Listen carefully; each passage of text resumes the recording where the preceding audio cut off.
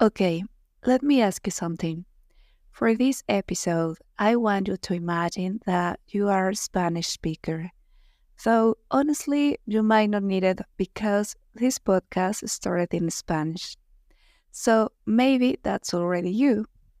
Now, think about this. Did anyone ever tell you that you were learning Spanish when you were a child? Do you remember your parents saying something like, "Hey, that's not right because that's a noun"? Probably not, unless your parents were very into grammar. But even then, who says that to a child?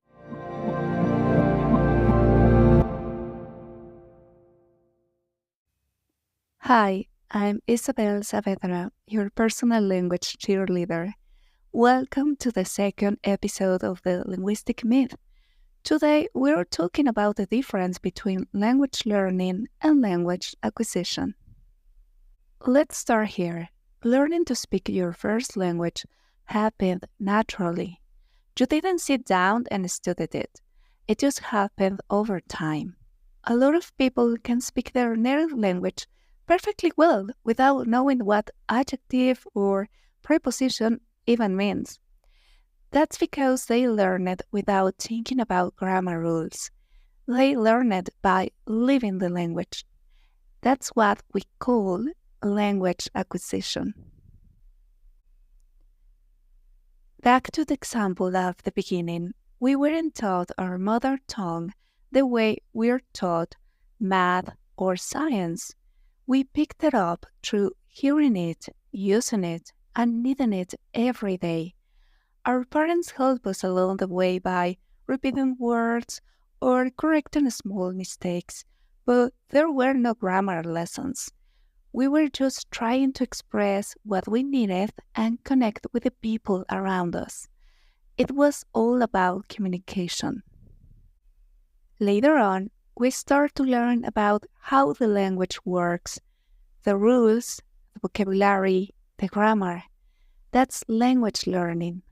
It's more conscious, it takes effort. It often comes with books, lessons, and practice. And that's the big difference. Acquisition happens naturally and mostly when we are young.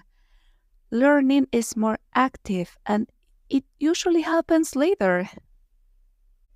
So, to summarize, language acquisition is something that happens in childhood when we are surrounded by a language and we need it to live. It's deep, emotional, and we don't even realize it's happening.